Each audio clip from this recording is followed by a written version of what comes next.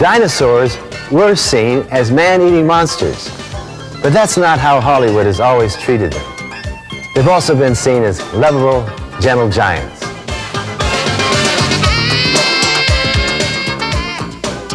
As pets. Even as man's protectors.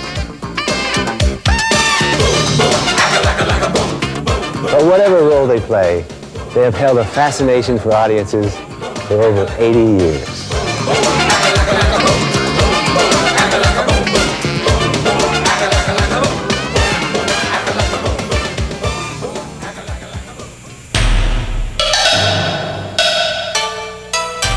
As far back as 2,000 years ago, Chinese had discovered huge fossils which became known as dragon bones.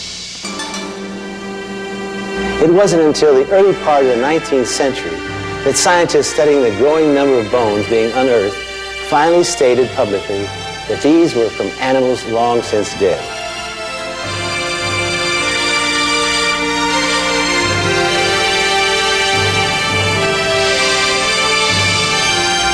By the late 1800s, entire fossils discovered in Europe and America were put on exhibits like this one, and the public's curiosity with these giants would never disappear. At about the same time, another new science was capturing the public's imagination: motion pictures. Early movies consisted of little more than short skits, which were shot as quickly and cheaply as possible. The plots were as simple and down-to-earth as the audiences who paid a nickel to see them.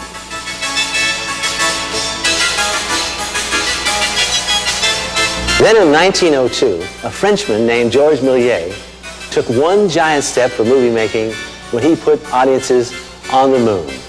Almost single-handedly, Méliès pioneered trick photography, and suddenly, film fantasy was born.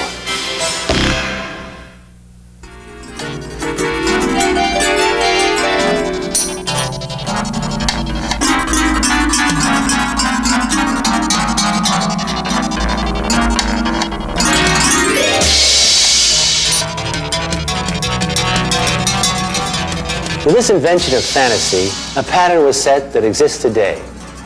The original material was enhanced by a combination of film technology and artistic imagination.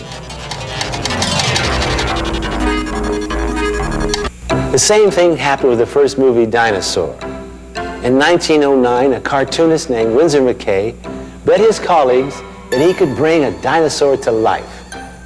After studying the dinosaur skeletons at the National History Museum, he combined his skill as an artist with the recently discovered technology of animation. For no apparent reason, he named his dinosaur Gertie. That was fairly accurately portrayed, surprisingly enough. Gertie was a kind of a dinosaur that was one of these long-necked sauropods, built like an elephant, and probably acts somewhat like an elephant.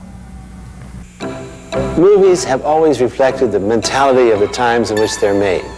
So reflecting those gentler, simpler days of 1909, the first movie, Dinosaur, was more like a big puppy than a cold-blooded reptile.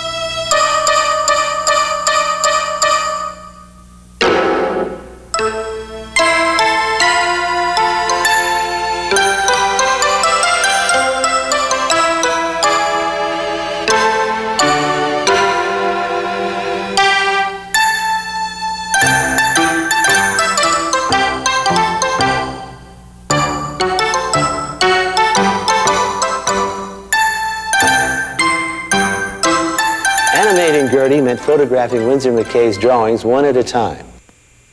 The same basic technique is still in use today, but in 1909, animation was totally unperfected.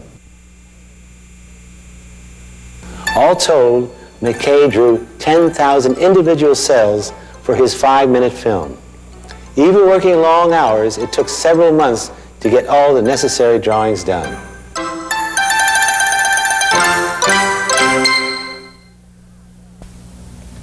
Gertie the dinosaur may have taken Winsor McCay forever, but the public loved his dinosaur. And filmmakers realized that these beasts had a future in Hollywood. But there were two problems. They needed to make them look real and build them much quicker.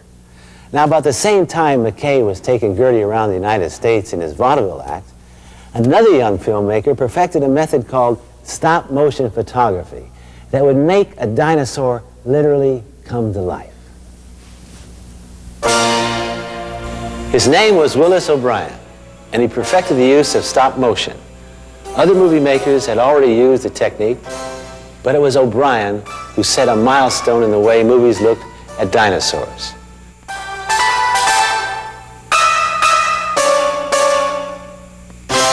Much like animation, this process was incredibly time-consuming. The clay figures were positioned, a single frame of film was exposed, the figures were moved slightly, another frame was exposed, and so on.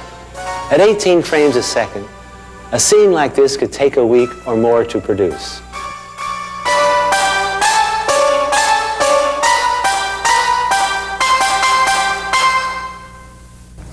I think the really exciting thing about O'Brien was that his spirit generated from things from his own life and things that he had seen and knew and loved, you know, cowboys, horses, Indians, and sort of real-world ideas as opposed to ivory tower ideas or regurgitated ideas that a lot of the filmmakers are coming up with now. I mean, he was the first guy up with a lot of the ideas, and he had a wonderful sense of humor and a wonderful sense of adventure.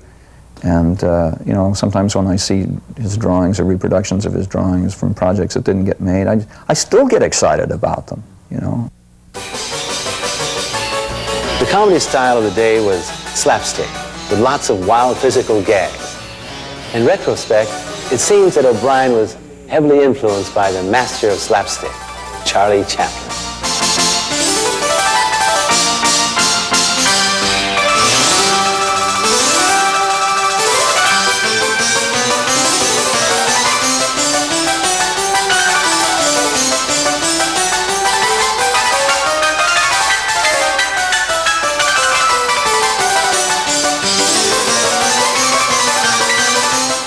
O'Brien's sense of humor went beyond slapstick.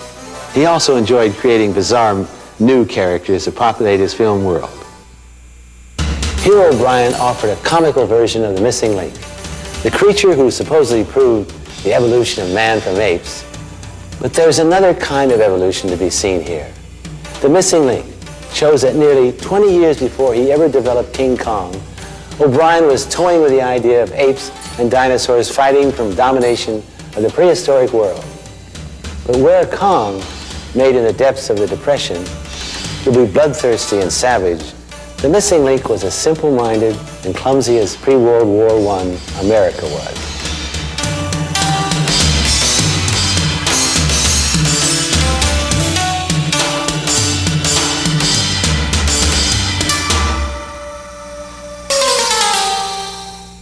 America marched off to the First World War believing that it would be glorious and heroic. But for the doughboys in the trenches, modern 20th century warfare was terrifying and deadly. Soldiers often found themselves attacked and besieged by immense cannons, huge noisy monsters that dwarfed them in size and strength.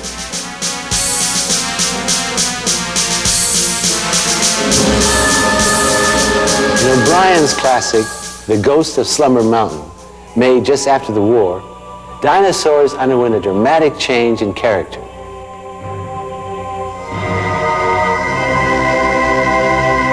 For the first time, dinosaurs were monsters. The gentle, clumsy buffoonery was replaced by uncontrolled violence. But post-war audiences loved it and made the film a huge hit.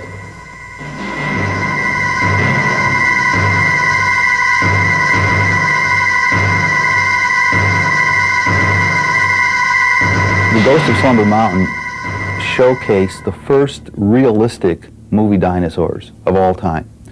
The films O'Brien made before that were basically comedies. They were like precursors to what we call today claymation. They were also, in some ways, early versions of the Flintstones type of situation, because they had little cavemen doing, involved in everyday activity with that sort of parallel with modern times. But those films were ludicrous compared to The Ghost of Slumber Mountain. So I think that was the real appeal in that film. It was the turning point. It was the first realistic dinosaur movie. O'Brien realized the potential successes future films featuring his creatures could expect, and began working on what would become the most successful dinosaur epic of the 1920s.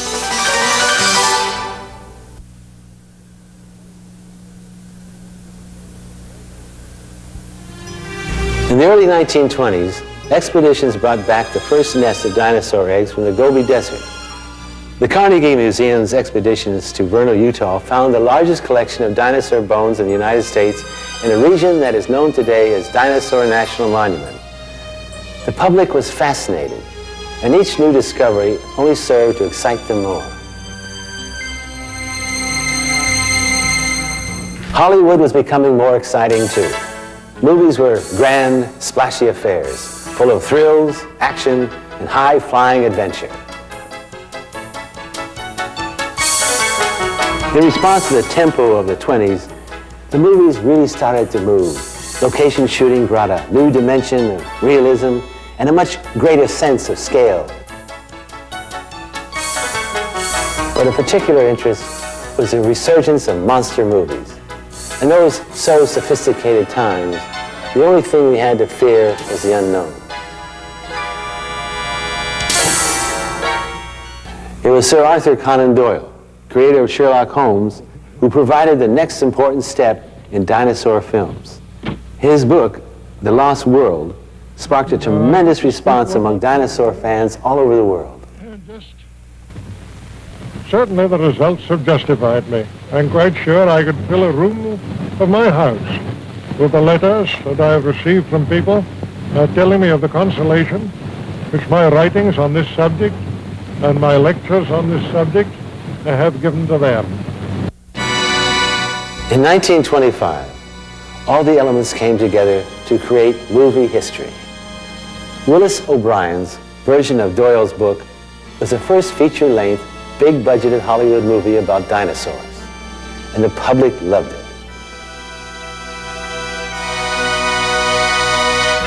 The story told of the driven Professor Challenger, played by Wallace Beery, and his quest to explore a part of the Amazon where dinosaurs were still supposedly living.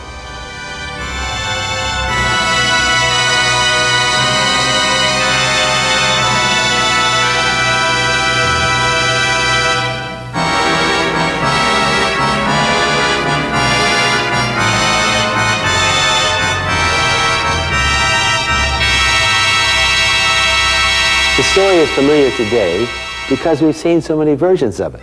But in 1925, this was big stuff. After fighting their way through the dense jungle, Challenger and his team finally reached the heart of the Amazon, where Lone Plateau has imprisoned an entire prehistoric world. The first glimpse of O'Brien's monsters shocked audiences every bit as much as it did Professor Challenger and his expedition. O'Brien's earlier pre-World War I concept of dinosaurs as big, clumsy, comedic house pets was long gone. Here in 1925, there were savage killers living in a completely uncivilized world. Gertie's good nature was replaced with some roaring 20s rage.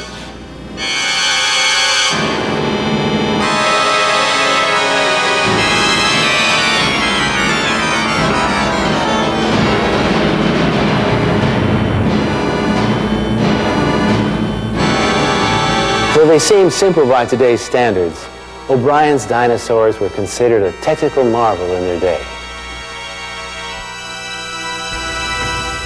By this point, O'Brien had perfected a method of making these dinosaurs not only move with greater realism, but actually look more real. Out went the clay that tended to melt under the lights, and in came, instead, metal armatures that were surrounded by stuffing and a cover of foam rubber. You might say that O'Brien's attention to detail was all-consuming. Everything ate everything else. But just how accurate were his dinosaurs? Dinosaur movies are pretty much fantasy, and they portray dinosaurs not as the way they really were, but as monsters and the way they thought they looked at a different time. And there's also a lot of imagination, not based on any reality whatsoever that go into those films. The way I feel about it is dinosaurs are real animals, and if you know the way they look by the bones, you should do them accurately. For instance, doing a Tyrannosaurus with 3 claws on its hand instead of 2, which it should have, is the same to me as doing an elephant with 2 trunks. I mean, it's a real animal, it looked a certain way. To change that, it's not the real animal anymore.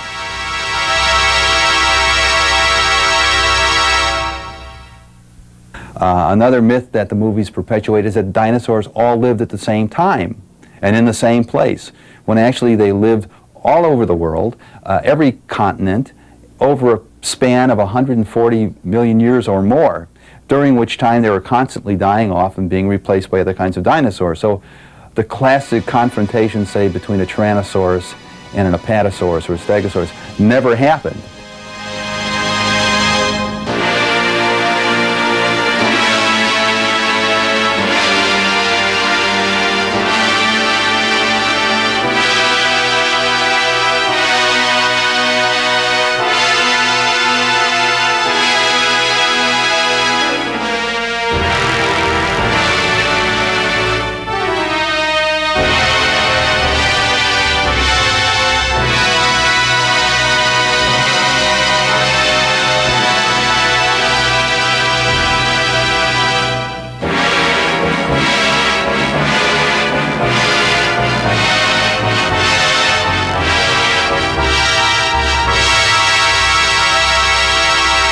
The world had never seen anything of that nature before, and although Willis O'Brien didn't set about to deceive the public, there were many people, I think, in the hinterlands actually thought somehow or other he must have gone back in a time machine to millions of years ago, that they were seeing reality. And I believe there was some little effort on the part of the publicists to make the public believe they were really seeing creatures that had survived from millions of years ago.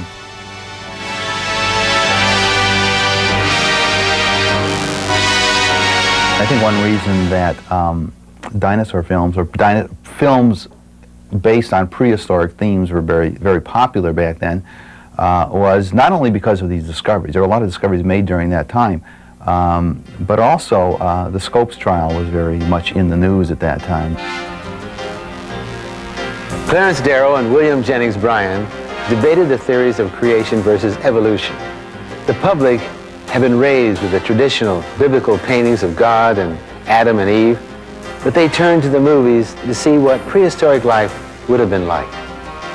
A lot of these early films had missing link characters and caveman characters. In fact, the Lost World movie included in it a missing link character called the Missing Link, and that character is not in the book, so obviously that was made to capitalize on those trials.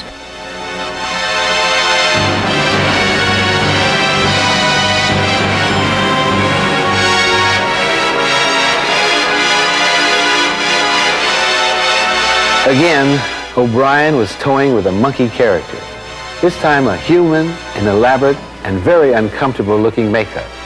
Kong was still 8 years away, but another aspect of his character came into place with The Lost World. He was a menace to society. For the second time in O'Brien's career, an ape-like missing link character died on screen.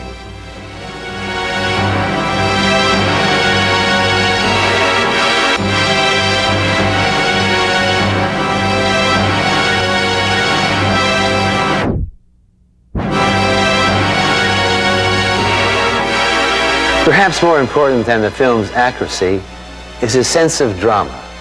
An extremely important precedent was set in The Lost World when Professor Challenger's explorers actually brought a dinosaur back to civilization. Naturally, it got loose.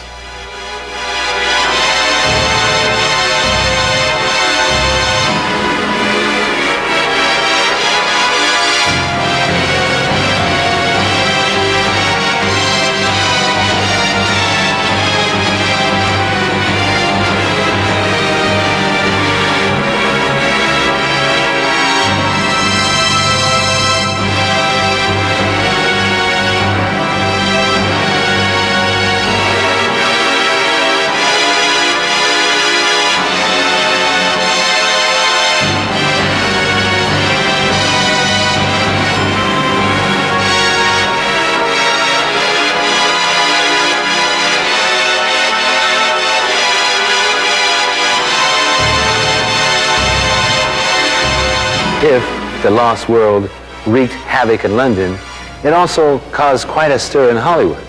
The box office returns were incredible, and Willis O'Brien's career was in high gear.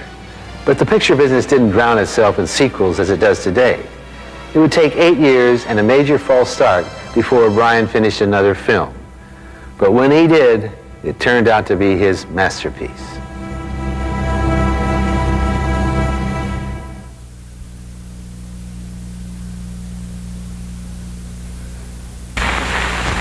The introduction of the Vitaphone has been received both by the public and the artistic world with a great deal of interest and favor. All right, everybody quiet, please. After the bell. Today, it's hard to understand what a radical invention talking pictures were. All the time in the tropical time away. Imagine a new process that completely changes the movie industry, requires buying all new equipment, and completely revolutionizes the way movies are made. That was what sound did. That it became popular at the same time the Depression started in America made Hollywood's job doubly hard. The studios struggled to find material that fit both the new technology of sound and the new mentality of the 30s. Box office returns dropped so drastically that several studios almost went out of business. That was the situation at RKO, where Willis O'Brien was working on his biggest picture, called appropriately Creation. Creation was going to be a feature. It was going to be directed by Harry O. Hoyt, who directed The Lost World, for RKO. And the story was about a prehistoric promontory that rises off the coast of South America. It's interesting that both Creation and The Lost World were set in South America. Anyway, it had dinosaurs. It was going to be a feature-length movie with conflicts and battles and them trying to get off the island, this sort of thing.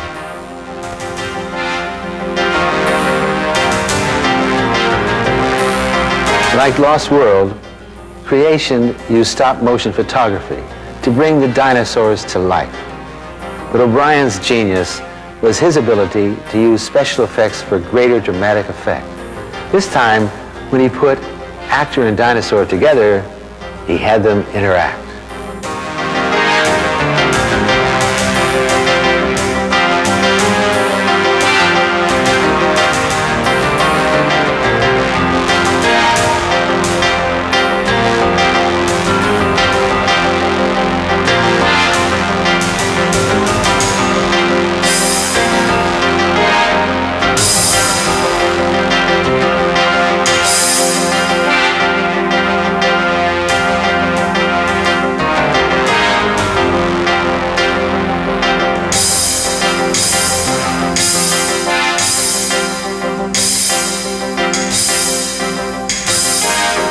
Creation was to be a story all its own. It seemed to me in retrospect it was somewhat similar to the novel of Edgar Rice Burroughs of The Land That Time Forgot.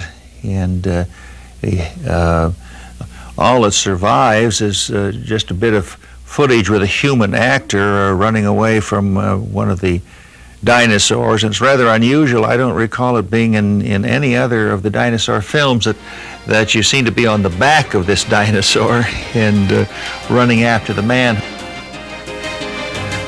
The film was too expensive for RKO, and production was halted. About the same time, producer Marion C. Cooper was brought to RKO, and he had a special idea for a movie. Cooper was developing an action film that would feature a giant ape. He originally intended on putting a man in the ape costume and build miniature sets that would make the ape seem huge. But when he saw the tests for Creation, Cooper realized that the stop-motion method was perfect for his film, soon to be known as King Kong.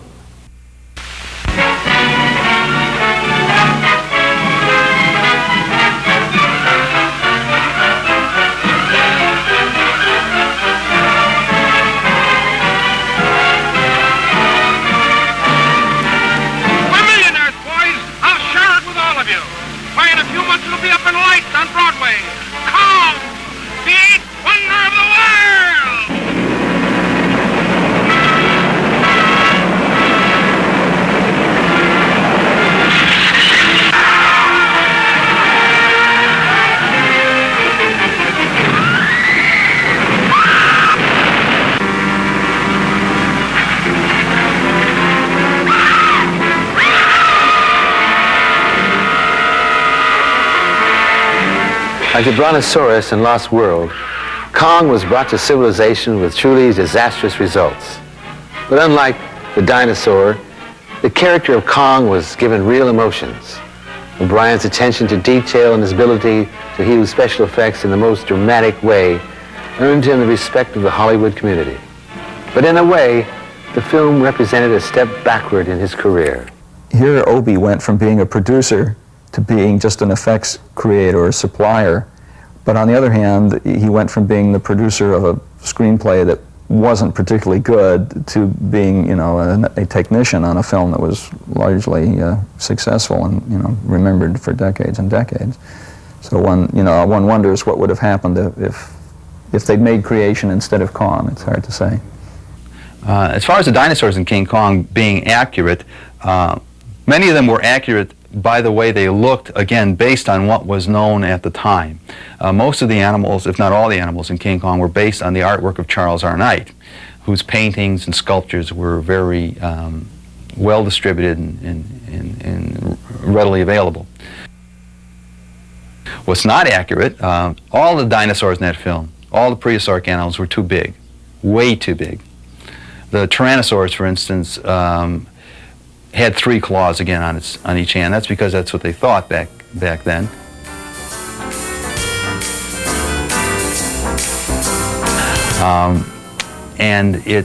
All the animals, all the dinosaurs dragged their tails. We know today they didn't. They carried all of them carried their tails off the ground.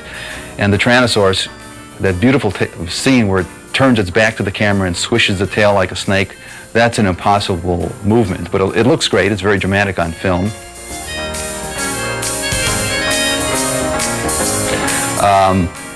The plesiosaur that attacks, which everybody seems to think is a snake, but it's not. It's a plesiosaur, it flippers, that attacks Kong in his Skull Mountain domain there, is bending like a snake, which it never could have done. I mean, there would be a rib cage and everything in there, so it couldn't have bent like that. The Stegosaurus is showed with paired plates. They should be alternating plates.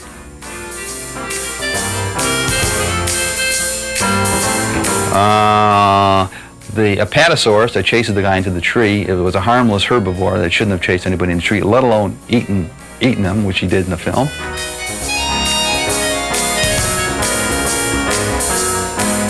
But I don't like to point out the inaccuracies about King Kong because it's such a great dramatic movie. And again, a lot of it was based on what they knew at the time. And a lot of it, as far as the size is concerned, was based on apparently Marion C. Cooper always insisting, coming down to the miniature sets and always insisting, make it bigger, make it bigger, make it bigger. So that's why I think they're the size that they are. By the mid-30s, dinosaurs were bigger than ever. You could find starlets riding a brontosaurus, or directors like C.B. DeMille confronting a Tyrannosaurus. Sinclair Oil Company, using a cartoon brontosaurus as their logo, put a lot of advertising dollars behind the campaign.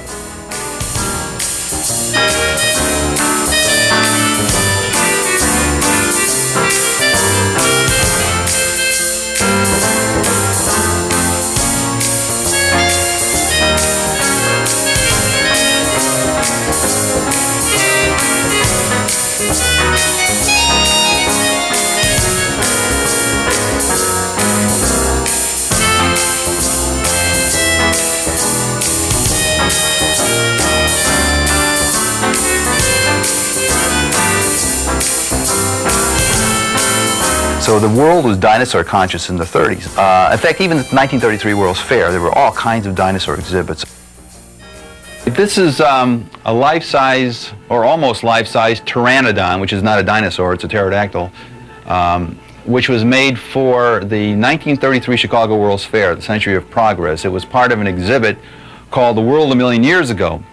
What that was a kind of a dome structure that you would go into, and there would be a moving sidewalk, and the sidewalk would convey you through time. They had all these different exhibits of mechanical prehistoric creatures from different time periods, and it was as if you were going to the past.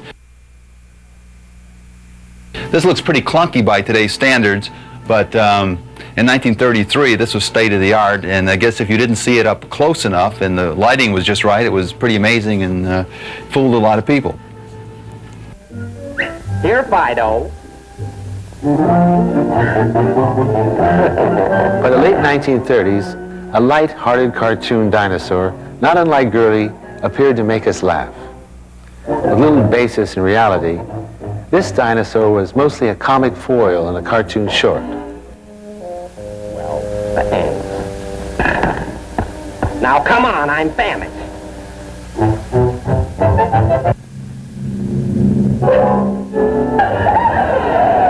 Almost exactly 30 years since Gertie had been created, we had come full circle in our portrayal of dinosaurs.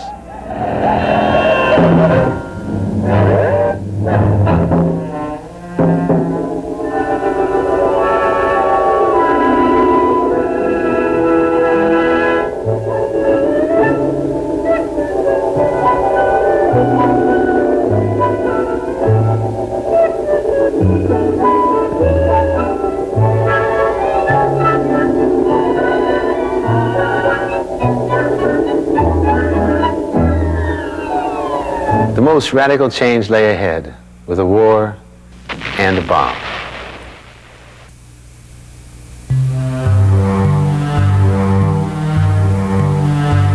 The invention and use of the atomic bomb is one of the most important milestones in the history of man.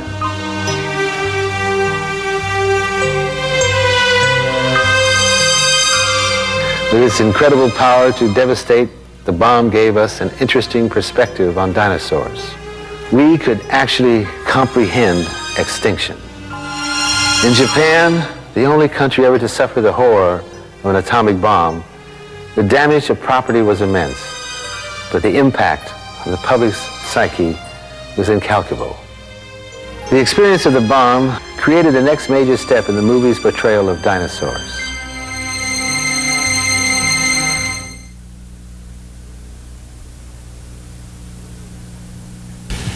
Movies have always been sensitive to changes in society and are quick to reflect them.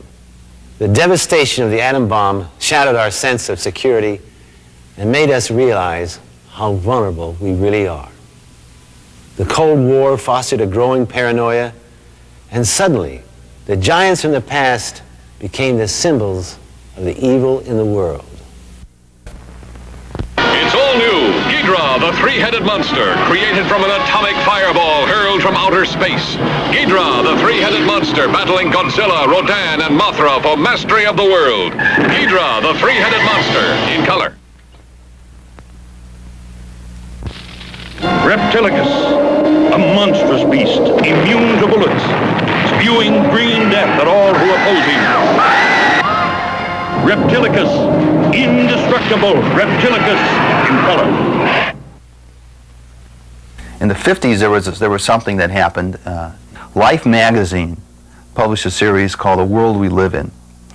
And this included one issue which was about dinosaurs, and it was cover featured. This painting on this cover of this magazine was on every newsstand in the country. Everybody saw it, and it started a whole new interest. That magazine led to comic book series. It led to the first commercially sold dinosaur toys that were sold in places like dime stores and toy shops. And so I think that's what happened in the 50s. A spillover from the influence of the World War II ending with the bomb, and then people again becoming dinosaur conscious because of that Life magazine cover. During the early 1950s, master special effects artist Ray Harryhausen brought us one of the first atomic dinosaurs in The Beast from 20,000 Fathoms. But the most famous of them all was Godzilla.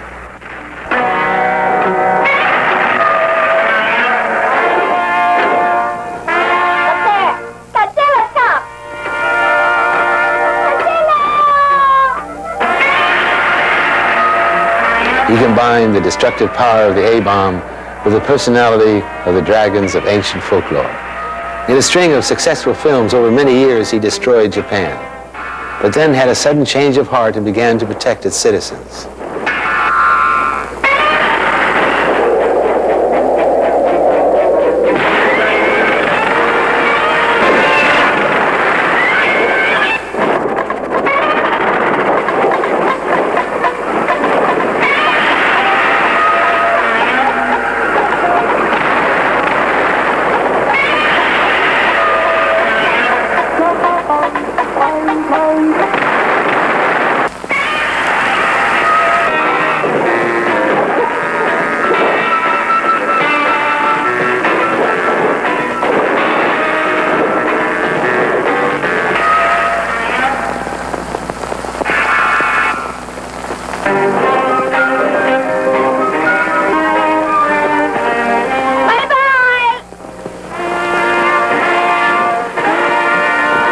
Godzilla, was no longer animated. It was a man in a suit with models that he was kicking about and pummeling. And for a while there, the animation end of it was kind of on the decline, and it was much faster and less expensive to have men in suits. You know, when Ray Harryhausen got in the act and began animating, and Jim Danforth, that can take several years out of their life, because when you just have to make a little movement and take a shot, and another little movement and take a shot, and so on, and in order to see something on the screen, they can take a whole day for a very short sequence.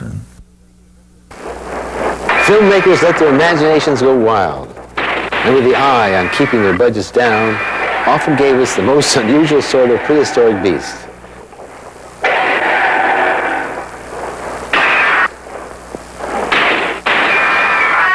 We had lizards pretending to be dinosaurs, puppets, cartoon characters, and even punk dinosaurs.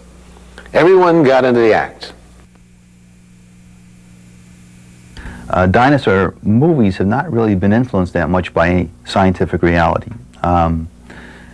Today, for the most part, dinosaur movies are still kind of a throwback to the 1930s.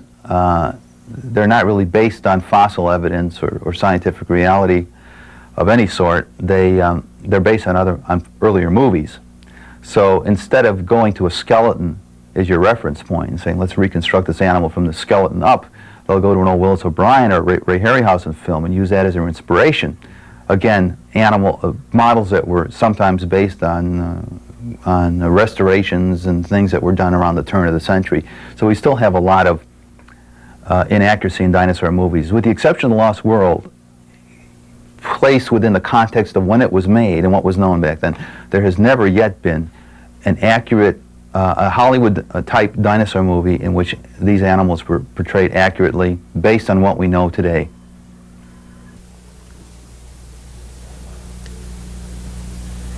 We've seen how films have been inspired by the fossils that have been uncovered over the last century.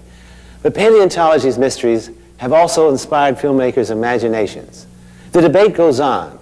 Why dinosaurs, which existed over 140 million years, would suddenly disappear some 65 million years ago?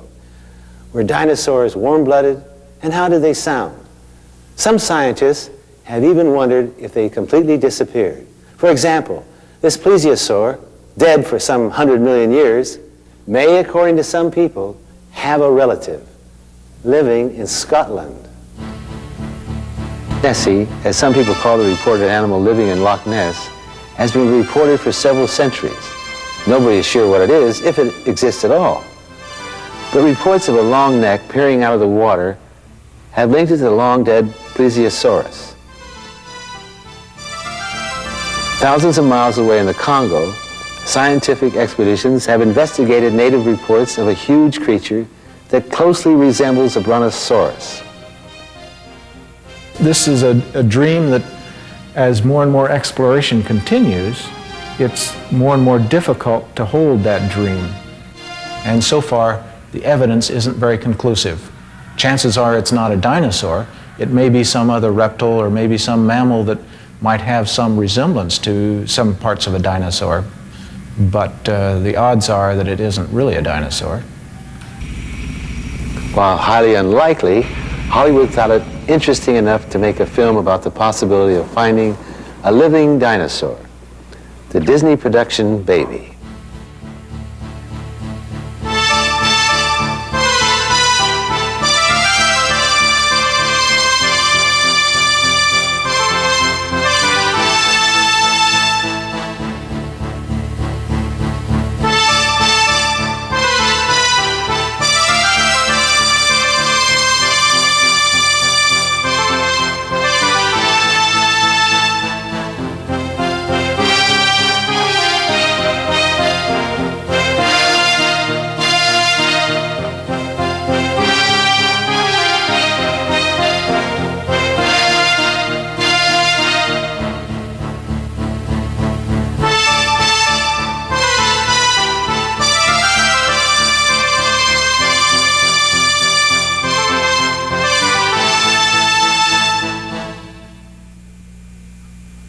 It may be a sign of optimism, but one of the most recent films featuring these ancient giants stopped showing them off as killers and once again brought us a caring, fun-filled character, not unlike Gertie. Long ago, when the Earth was new, 5 friends, lost and alone, Mother! Where are you? took an incredible journey You want to go with me? Yeah! through a land of wonder and a land of danger. Sharp-toothed! I hope he doesn't eat any of you!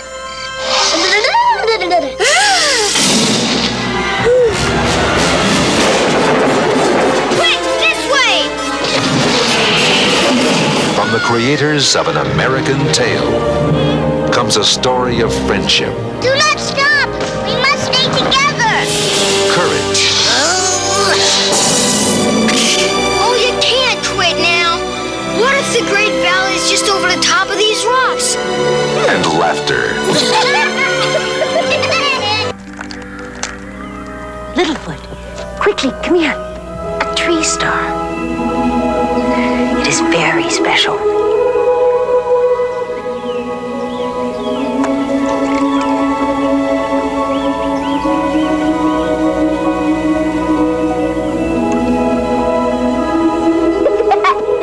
A tree star. It is very special. And it'll help you grow strong. Where we are going, there are so many of these leaves. Have you ever seen the Great Valley? No. Well, how do you know it's really there? Some things you see with your eyes. Others you see with your heart. Movies have come a long way since 1909, when Winsor McCay gave character to a skeleton and created Gertie. Scientists have learned a lot more about dinosaurs in those 80 years, but for the audiences, dinosaurs will fascinate and amaze us, thrill us, spark the imagination, and make us ask, what if?